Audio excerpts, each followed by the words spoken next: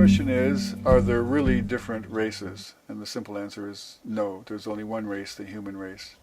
And from chapter 17 of Acts, it's very clear when it says, from one blood all nations were formed. So we have that scriptural source that says there's only one race. We have multiple people groups that developed after the flood, when people migrated 100 years after the flood, after the judgment at Babel. Everyone was disobeying God's command to multiply, spread out, and fill the earth. They gathered themselves at Babel, built a tower to worship not the God of the Bible, but to worship creation itself, or possibly fallen demons.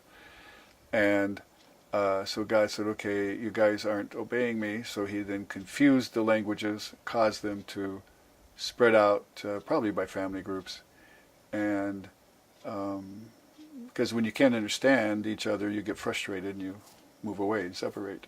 So the combination of migration, triggered by the judgment at the Tower of Babel, and the shuffling of genes through sexual reproduction is how we got the appearance of different people groups with loss of information. For example, some people groups, such as the Japanese, lost the genes for light-colored hair. They only have very dark hair.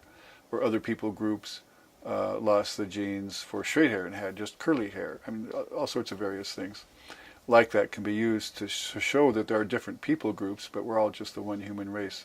And when you look at the genetics of the situation, and you look at the so-called racial characteristics, the genes that would relate to those, that only comprises 12 thousandths of 1% of the human genome. Whereas if you compare the total genome of any two people on the planet, the difference is going to be 0.2% from any individual to the next individual. So that shows that there simply is only one race, the human race. Any means to try and differentiate is due to social prejudices, not to any scientific evidence.